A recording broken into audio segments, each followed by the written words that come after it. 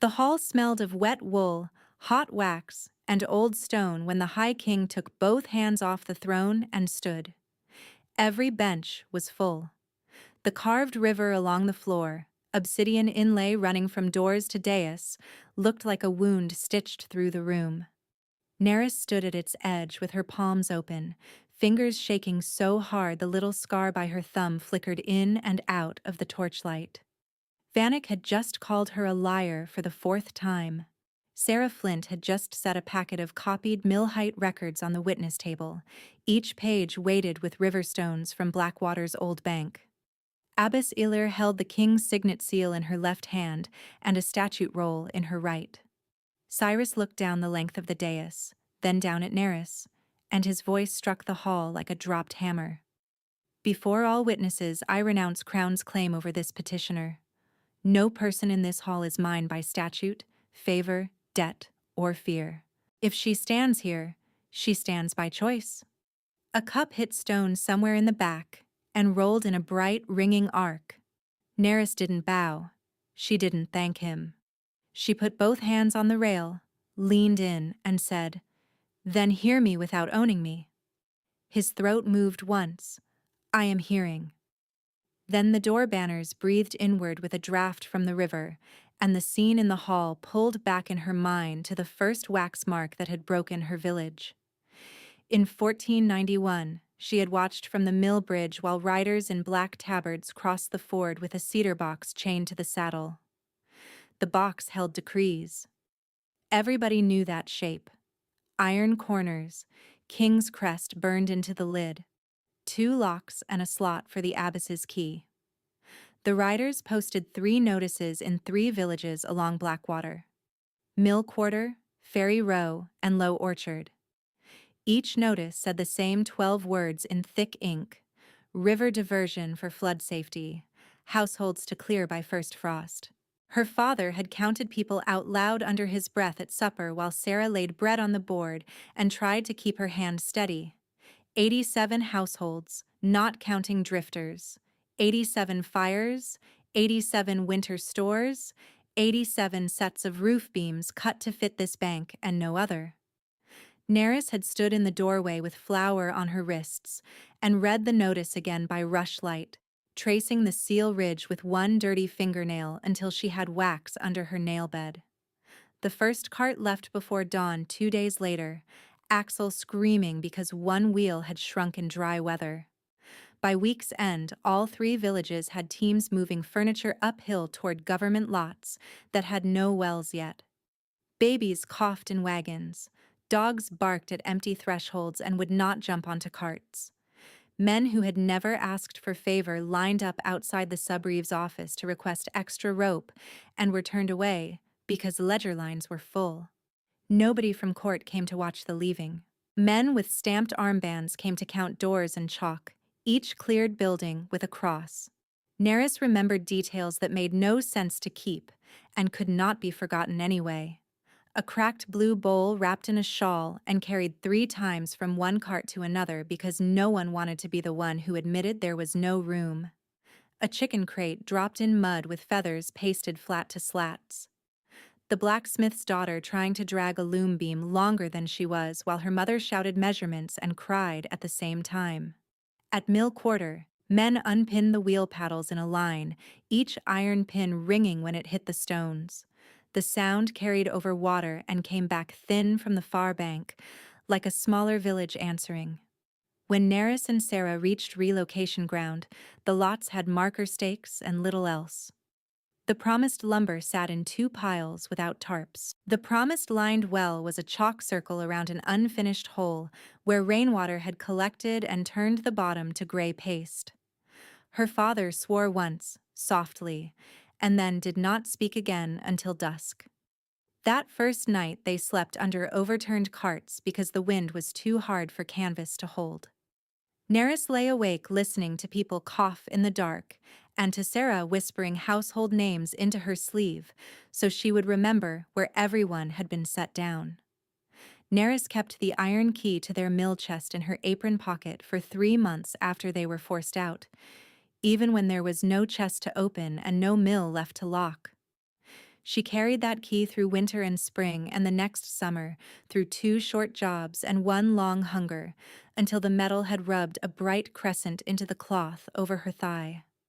Sarah carried something else, memory in columns. She had copied mill-height marks from the old pier posts in 1491 when flood officials first visited, pressing charcoal to paper while the river was low enough to expose each notch.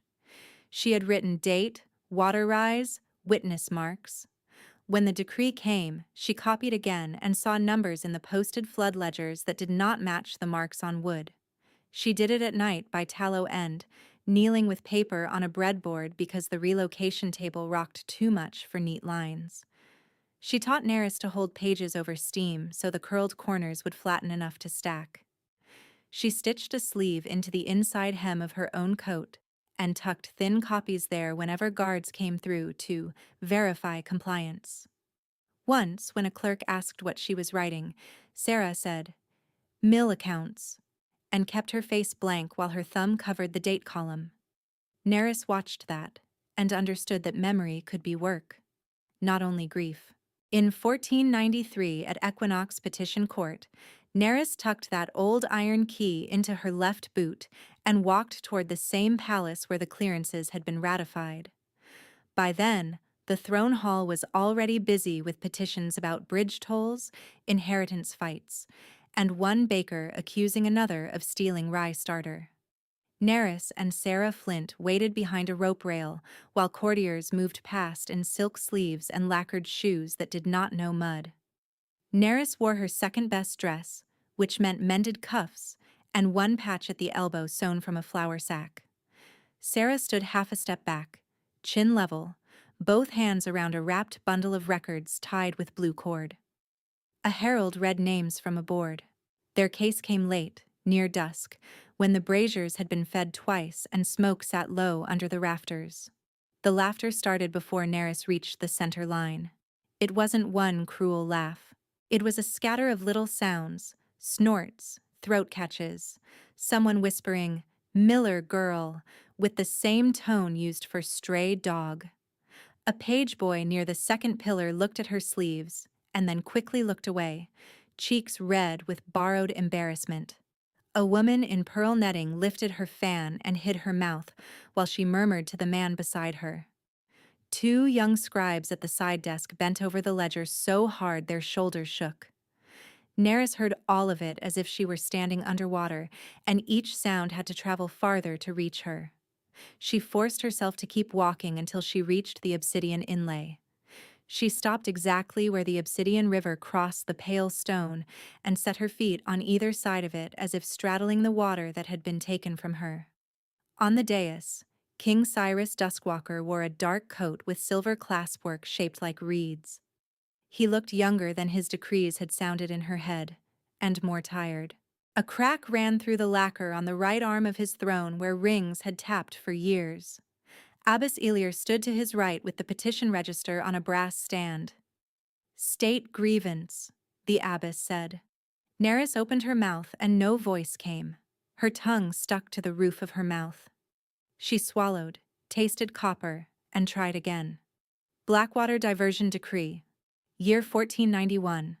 3 villages cleared. 87 households displaced. A courtier behind her murmured, "She memorized numbers." Sarah answered without lifting her voice. "Because numbers are what the court accepts when it refuses to hear names." That drew another hiss of amusement from the benches, but the king raised 2 fingers and the noise thinned. Abbess Elir slit a wax thread and unrolled the sealed decree so the hall could see the crest and countersign. "Removal required royal decree and court seal," she recited. "Decree issued under emergency flood authority. Process lawful on its face." Neris heard "on its face" and thought of the notice nailed crooked to river timber, ink bleeding where rain had hit before anyone could tack cloth over it. She stepped 1 pace closer to the dais rail. Lawful ink still tore roofs from above children. The abbess's mouth tightened. "Petitioner is instructed to submit measurable harms. Neris lifted her right hand and counted on her fingers, making each item a strike against the stone. 1. Our mill wheel removed and sold for scrap before winter. 2. My mother's grave now under diversion channel gravel. 3. My father died on relocation land because the new well was never lined and fever took half that row.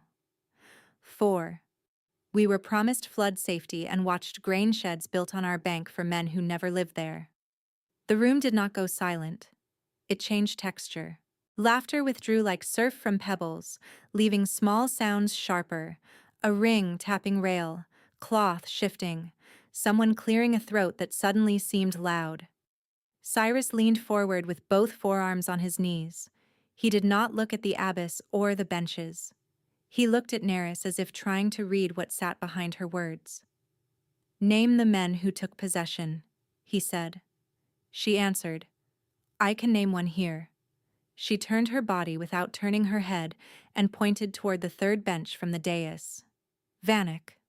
Lord Vanek rose at once with a bow so smooth it looked practiced in mirrors. He wore velvet the color of crushed plums and a signet ring thick as a coin stack. "Your Majesty, she mistakes lawful lease for theft. My granaries were contracted after diversion, efficient use of stabilized land." Neris laughed once, dry and ugly in her own ears. "Stabilized by clearing us." A pair of courtiers snickered again. The old fear in her belly climbed high into her throat, but she forced herself to hold where she stood, fingers digging into the seam of her skirt until stitches groaned. Cyrus did not dismiss her. He did not wave for guards. He asked, "Do you have records?" Sarah stepped forward to the rail and set the wrapped bundle down with both hands. "Copied mill height records from 1491. Witnessed at the time by me. Not after. Not rewritten." The abbess gave Sarah Flint a look that measured insolence against procedure. "Scribes verify authenticity, then petition may continue on calendar." "Calendar put us 2 years behind hunger," Neris said. Vanek spread his hands. "Majesty, this is disorder by performance. If every displaced soul storms court with grief, governance collapses." Neris pivoted toward him. "You bought grain sheds on our bank within 6 months of flood safety. How did you know water would behave so nicely for your walls?" The king's right thumb moved once over the edge of the throne arm, then stopped. When Neris spoke again, she did not read from memory. She spoke names. Mara of Fairy Row, who buried twins in borrowed ground. Old Pell, who slept 3 nights by his nailed door before they dragged him away. Tanis with the red shawl, who lost all seed rye in relocation rain. Abbess Ilir interrupted, sharp. "No unverified names in petition ledger." Sarah's voice came like a blade sliding free. "Write household 23, household 41, household 62, if names trouble your pen. The dead count either way." That did it. No more laughter. Some courtiers dropped their eyes. Others stared at Cyrus, waiting for the correction, the rebuke, the routine dismissal that made court run on rails. Instead, he stood. Not fully down from the throne yet, just upright, coat falling straight, light catching on the silver reed clasp at his throat. Let her finish. Neris's knees trembled. She planted them wider to hide it and went on until her tongue was raw. Where carts had overturned on relocation slope, how children had coughed silt through winter, how soldiers had stamped "cleared" on doors before families reached the road bend. She described the day the old orchard was felled, when men marked trunks in red and cut from sunrise to dark so quickly that one stump still bled sap, while another wagon passed with a mattress tied on top. She described the ration queue where women folded petition slips into smaller and smaller squares because they had become soft from rereading. She described men returning from day labor to relocation tents and standing still for too long before sitting, as if their bodies were waiting for floors that no longer existed. Every detail she gave was ordinary and therefore hard to dismiss. By the time she stopped, her voice sounded to her like someone else's, older, scraped thin, but still standing. Cyrus said, "Petition accepted for immediate hearing." The abbess inhaled to object. He cut across her with one lifted hand. Immediate. That single word shoved the room onto a new track. Clerks were called. A witness table moved. Vanek's smile thinned at the corners, just once, before he smoothed it back. When the formal reading broke for torch change, Neris backed toward the rail and almost tripped on the hem of her own skirt. A page moved as if to steady her, then checked himself when she snapped her elbow away. Sarah caught her forearm and whispered, "Breathe through your teeth. Don't lock your jaw." Neris obeyed because Sarah had always been right about how to survive sharp moments. She sucked air through clenched teeth and tasted smoke. Across the hall, Cyrus was speaking low with the abbess, and though she couldn't hear words, she saw the abbess's chin lift in disapproval, and the king shake his head once. The next call took her forward again. "Petitioner," said Abbess Elir, cool as polished stone. "Approach." Neris stepped to the base of the dais where the floor rose one shallow stair to the king's platform. She smelled lamp oil and parchment paste. Up close, she could see a soot streak on her own wrist where she had brushed the brazier chain. Cyrus came down one step. Gasps moved through the benches like a breeze in dry reeds. Kings did not descend for petitioners. Kings gestured from above. He stopped a handspan away, not touching. His hand lifted, palm angled toward her cheek, as though to brush away soot there too. Then his fingers stalled near her jawline and slowly lowered without contact. The restraint was more electric than a touch would have been.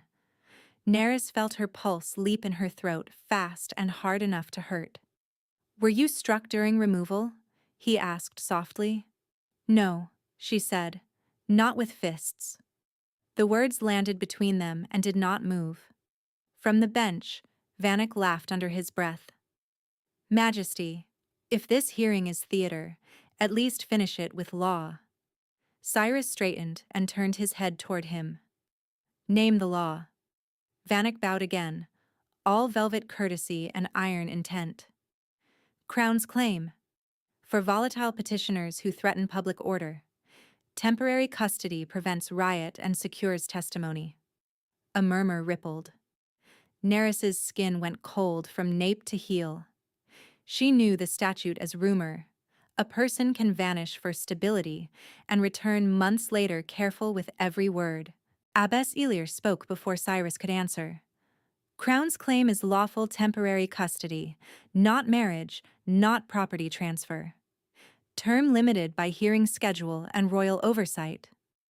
Not marriage, not property." The caveat did not make Neris less afraid. Cyrus's jaw clenched. He looked at her once, then to the guards at the side doors, then back to Vanek. "Order will hold," he said. Vanek spread his fingers as if presenting logic itself. "Then invoke the claim so none can accuse you of favor. Secure her person. Continue hearing cleanly." Neris heard the trap and saw, to her horror, that Cyrus heard it too. If he refused, Vanek would cry impropriety, seduction, weakness. If he agreed, she would be caged by the very power she had come to confront. She spoke first, trying to force another option into existence. "Let me stay under my sister's watch and petition lodging. Put guards at the door if you must," Abbess Elir answered without warmth. "Petitioner does not set custody terms under active order risk." Cyrus shut his eyes briefly, then opened them and chose. "By Crown's claim," he said, each word clipped tight. "Petitioner is placed in temporary royal custody pending continuation at dawn. No harm, no isolation, no gag." The guard stepped forward. Neris recoiled as if struck, heel sliding on stone. "You said you were hearing me." "I am keeping you alive through this night," he said, low enough that only she and Sarah could hear. "He brought men." Sarah moved instantly between Neris and the nearest guard. "I go with her." Abbess Eler checked the statute roll and nodded once. Family witness permitted under supervised lodging. Neris did not fight when they took her wrists, because fighting would let Vanek call her dangerous and write that word across every future hearing. But she made sure to look at Cyrus while iron cuffs clicked, not locked, just looped. Humiliatingly symbolic. "Claim is still a leash," she said. He flinched as if she had slapped him. They were moved through a side corridor lined with hunting tapestries, where wolves chased painted deer forever and never reached them. A narrow room at the end held 2 chairs, 1 pallet, 1 barred window the width of a forearm. The latch was on the outside. So was the key. Sarah paced until midnight, counting bricks to keep from shaking. Neris sat on the pallet and pressed her cuff marks against her knees until the skin reddened, then faded, then reddened again. At first they said almost nothing. Boots passed in the corridor. Once, somewhere 2 doors down, someone argued in a whisper sharp enough to slice through wood and then cut off abruptly. Neris traced the mortar line beside the pallet with her thumbnail and watched grit collect under the nail. Sarah drank half her cup of water and left the rest untouched, as if rationing in case morning failed to arrive. "You could still walk away at dawn," Sarah said, not pausing in her pacing. "Take the records and leave the city." Neris stared at the window bars. "If I leave, he wins by surviving me." "Vanek?" "Both of them." Sarah stopped. "Don't fold them into one man. Keep your targets straight." Neris let that settle. Sarah had never let rage blur categories. It was her craft. "Fine," Neris said. "I want Vanek ruined. I want the decree cut apart in daylight. And I want—" She stopped. Sarah sat opposite her and waited without prompting. Neris looked down at her own hands, at the half-moon scars from years of flour sacks and mill rope. "I want the king to stop being a throne and be a person when he looks at me." Sarah made a low sound that was not surprise. "That one will cut deeper." "Do you think I'm a fool?" "I think you're tired and very alive." Sarah leaned her elbows on her knees. "Want doesn't cancel judgment if you keep naming what was done." Neris swallowed. "If he asks for trust, I don't have it whole." "Then give none you can't defend tomorrow." They sat in that hard room until the brazier outside the door was fed again, and the smell of fresh coal seeped in. Before sleeping, Sarah Flint pulled the record bundle into her lap, retied the blue cord, and laid it under her own shoulder when she stretched out on the floor. Even here she guarded evidence before comfort. Dawn brought no breakfast, only water and hard bread. Then a messenger opened the latch and said, "His Majesty requests private antechamber interview before hearing reconvenes." Sarah looked at Neris first, waiting. Neris nodded once. "You stay by the door." "By the door," Sarah said. The antechamber was small, cedar-paneled, with a coal brazier and 1 table scarred by knife points. There were no guards inside, only one outside the door. Cyrus waited without crown, coat unlaced at the throat, as if formal armor had become intolerable overnight. Neris stayed by the door. "If this is apology, save it for witnesses." "It is not apology alone," he said. "It is explanation and request." "Explain cuffs." Vanek had 6 hired blades in petition robes. My guard captain found weighted cords in their sleeves. He inhaled through his nose. "Crown's claim let me put you where his men could not seize you in the confusion after adjournment." She laughed once, bitter. "So I should thank the hand that closed the cage because wolves were outside." "No," he said. "You should tell me exactly what it did to you." The room held heat from the brazier, yet her arms rose in goose flesh. She stepped closer until the table edge pressed her hips. "It told me I was still a parcel to be routed by men with seals. It told me my consent can be postponed when you find it convenient." His face tightened. "You're right." A long quiet sat between them, broken only by coal settling with a soft crack. Then he said, careful and rough at once, "Neris, I have wanted to touch you since the stair. Her knees went unsteady at the directness. She braced a palm on the table and smelled cedar ash from his coat, dry and dark. Her pulse beat visibly at the base of her throat, and his eyes flicked there, then away as if self-command had become physical pain. Don't talk to me about wanting unless you can separate it from ruling, she said. I can try. I'm not asking try. Her voice shook, and she refused to lower it. I want you, not your mercy. Do you understand the difference? He moved one half step closer, stopping before his boots touched hers. Say it. I do not want charity kisses after verdicts. She swallowed. I do not want comfort given like alms. I want a man who can hear no as clearly as yes, even when that no humiliates him in his own hall. He closed his eyes for one breath, then opened them. Then hear mine. I want you, not absolution. If you never forgive me, I still owe restitution. If you choose me, it cannot be because the throne leaned. She let that strike where it would. Heat climbed her neck. Anger and attraction braided so tight she could not separate strands. She lifted her hand, hovered at his throat clasp, and did not touch. Ask, she said. May I kiss you? The question landed so plainly that her chest hurt with it. She nodded once, then stopped him with 2 fingers at his wrist before his hand reached her waist. Wait. He froze instantly. She forced herself to breathe slowly, counting heartbeats against the cedar panel behind her. 1, 2, 3, 4. Consent once stolen cannot be remade by speed, she said. Not by need, not by guilt. I know. Do you?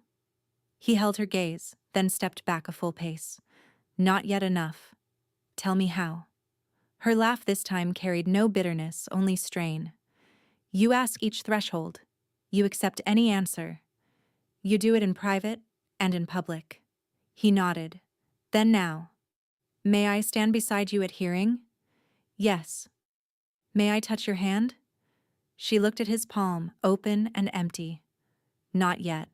His hand lowered. Thank you for the no. It was such a small sentence, and it undid her more than the request had.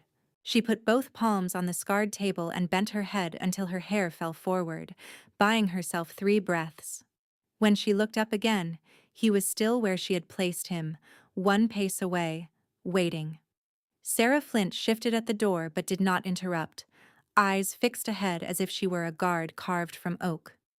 Neris crossed that pace herself and leaned her forehead briefly against his shoulder. No more. He did not move to enclose her. He stood and let the contact be exactly what she chose.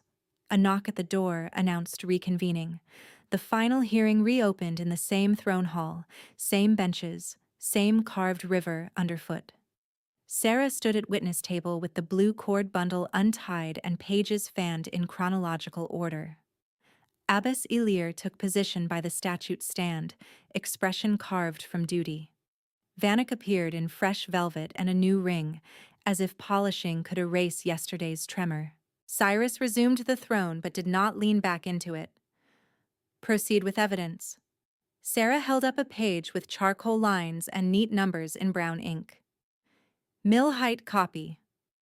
Date, 6th day of thaw, 1491. Watermark 2 hands below danger notch. She set it beside a court flood ledger stamped with provincial seal. Official ledger for same date lists 3 hands above danger notch. Vanek lifted his chin. Copy against official stamp? Child's game. Sarah slid forward 3 more sheets. Second date, 11th thaw. Third date, 15th thaw. Each official line inflated. Each copied mark witnessed at pier by me in 1491 before decree. Wood notches still exist under old bridge pilings.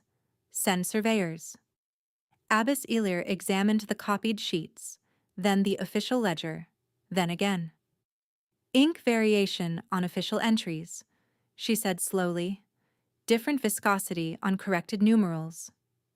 Corrected by whom? Cyrus asked. Vanek spread his hands. Clerks make errors. Neris stepped to the center line and pointed at one altered figure. That 6 was a 3 under scraping. You can see knife lift where fiber peeled.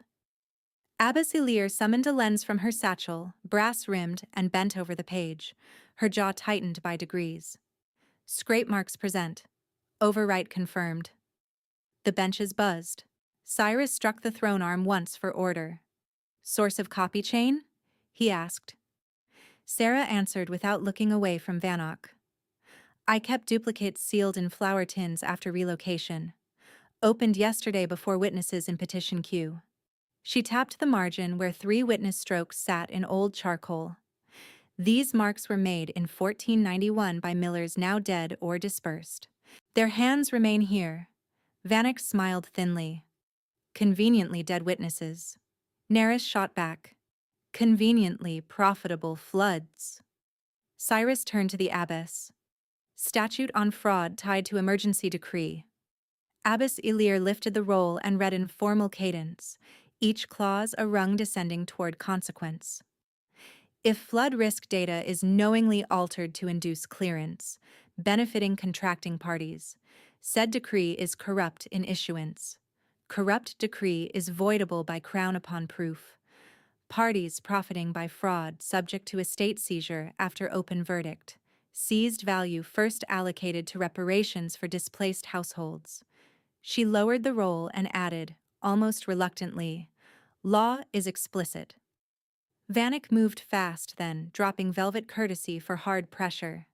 Majesty, if you void this decree, you invite every grievance to challenge every emergency order.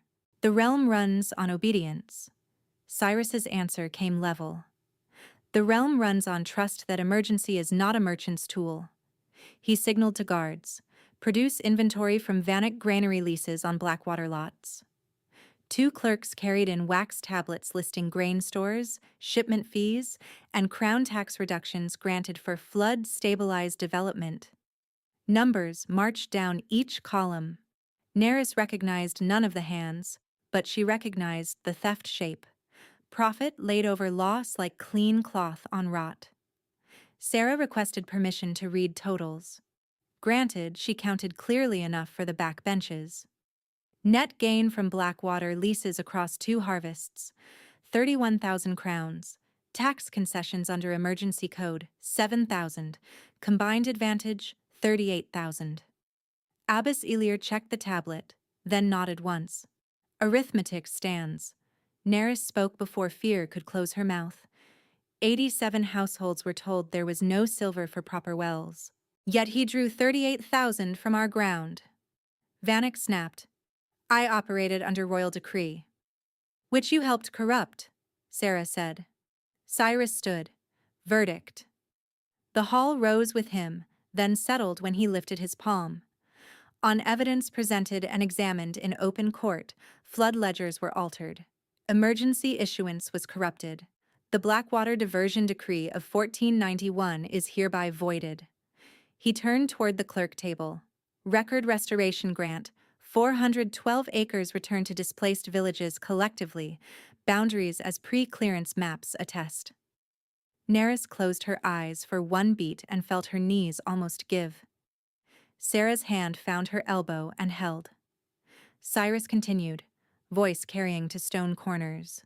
By statute, estates held by Vanek and affiliated fraud holdings are seized this day.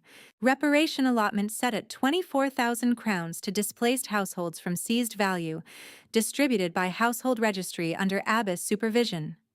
Vanek lunged forward one step, face draining of color.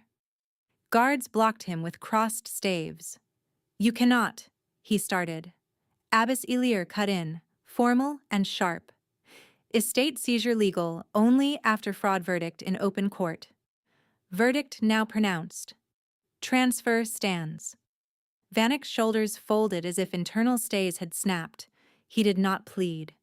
He looked at Cyrus with naked hatred, then at Neris with something worse, disbelief that she had remained standing long enough to matter. The order for transfer went to clerks. Inventories were called. Bench whispers became a roar, and then, under repeated strikes from the abbess's staff, thinned to workable noise. Neris turned to Cyrus. She expected triumph and found something heavier. A man counting cost in real time. She stepped toward the dais, not as petitioner now, but as witness to what he would do next. He descended both stairs this time, not one. At center line, above the obsidian river inlay, he faced her and spoke loud enough for every corner. Yesterday, I used Crown's claim to restrain danger and also to restrain you. Even when lawful, it made you a subject before it let you be heard. I renounce that use. Abbess Ilir stiffened. Majesty, broad renunciation may weaken emergency order. Cyrus did not turn. Write it exactly. Crown's claim shall not be used to compel proximity, silence petitioners, or secure personal favor. Protective custody requires independent witness consent where possible and immediate public review. He looked at the abbess now, record unchanged. She held his gaze a moment, then bowed her head once. Recorded unchanged. Neris felt the room tilt slightly, as if old architecture had shifted and not yet settled. This did not erase what he had done. It marked the limit in writing where everyone could see. Sarah stepped to Neris's side and spoke to the hall. I request appointment as keeper for the restored roll, that all returns and reparation entries remain cross-checked to the original household count. Cyrus nodded. Granted. Sworn now. Abbess Ilir administered the oath with dry precision. Sarah repeated each line, voice steady. To keep record against alteration, to preserve witness marks, to answer any household request for viewing. When she finished, the abbess tied a white thread around Sarah's wrist, the archive keeper's thread, plain and unmistakable. Then Cyrus looked back to Neris. No decree in hand, no statute roll lifted. Just his own voice, and the crowd as witness. Neris, he said, without claim, without custody, without condition, will you take my hand and stand as co-steward of Blackwater's restoration with me? And if, beyond that work, you choose it, will you marry me? The question struck the hall clean. No one laughed. Even Vanek, held at the side, stopped straining. Neris could feel the old iron key in her boot pressing against her ankle bone. She took it out, held it up between thumb and forefinger so the nearest benches could see rust and wear. This key opened my father's mill chest, she said. For 2 years it opened nothing. I kept it because I refused to forget which lock had been mine. She stepped closer, close enough to see the roughness where his thumb had cracked from winter air. If I take your hand, it is not because you are king. It is because you asked in daylight and gave me room to refuse. He swallowed. Then, she put the key into Sarah's palm first. Hold this. Sarah closed her fingers around it and nodded once. Neris turned back and laid her hand in his. Yes to co-stewardship. Yes to marriage. On one condition spoken now before all. Name it. If restoration fails households, I keep right to oppose you publicly without losing place at your table. A few shocked sounds rose from the benches. Cyrus smiled, brief and astonished. Accepted? He did not pull her into an embrace for spectacle. He bent and pressed his forehead to hers, a touch as brief as the one she had given in Cedar Light. The hall exhaled in one rough wave, applause from some, disapproval from others, disbelief from many. Outside, evening rain began on the palace roof in soft, even taps. The hearing dissolved into orders and witness queues and seizure logistics. Clerks shouted for fresh wax. Runners carried duplicate tablets to the archive room. A steward from the North Corridor asked where to quarter additional survey teams for pre-clearance boundary checks and was redirected twice before anyone could answer. A woman from Low Orchard argued with a tax officer over whether household registry should include widowed daughters who had been counted under fathers in 1491. Sarah Flint crossed the floor, took the tablet, and said, "List them now, verify by witness later, do not erase them again." The officer obeyed.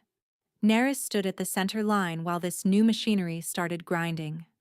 Cyrus remained beside her without steering her body or finishing her sentences. When a clerk asked, "Your Majesty, do we prioritize granary inventory or acreage demarcation?" Cyrus turned and said, "Ask co-steward Flint." Neris blinked once, then answered, "Acreage demarcation first. Grain can be counted behind walls. Landlines need eyes before weather changes." The clerk bowed to her, awkwardly but clearly, and ran. By full dark, Vanek was escorted out under guard, estates marked for transfer by the same law he had tried to weaponize. Abbess Elir handed instruction tablets to clerks with clipped efficiency, face unreadable, then requested leave to return to her abbey archives after filing the oath text. Cyrus granted it. She bowed to throne, to roll, to witnesses, and departed without looking back. In the emptied hall, only a few braziers remained lit. Sarah stood by the witness table with the new white thread at her wrist and the old iron key tucked into her belt beside the restored roll case. She watched Neris and gave a small nod. Not permission, not farewell, simply acknowledgement that memory had survived long enough to become future. Neris walked with Cyrus to the open west doors where rain silvered the courtyard flags. The air outside tasted like river stone and iron. Somewhere beyond the walls, carts rolled on wet road toward quarters, and the sound echoed under the arch, as if the city itself were clearing its throat after holding silence too long. He paused under the lintel and waited. She stepped out first, into the weather, and turned back to him, with water already beating on her lashes. He followed. For a long breath they stood in the rain, not speaking. She could feel heat from his hand even as rain cooled her skin. Behind them, through the half-open doors, she saw Sarah Flint one last time that night. Bent over the restored roll table, checking names against household count, white thread stark against her wrist while a single clerk read entries aloud and waited for her correction. Neris reached up, wiped soot from Cyrus's cheek with her thumb, and this time did not withdraw before contact. He held still beneath her hand, then said, quiet enough that only she could hear over rain, "Tomorrow we begin with the maps." "Tomorrow," she said, "and with the wells." He nodded. "With the wells." They stayed there another moment, rain slipping from their hair, while behind them in the hall, Sarah's steady voice carried over parchment. "Household 41, present. Household 62, present. Keep writing."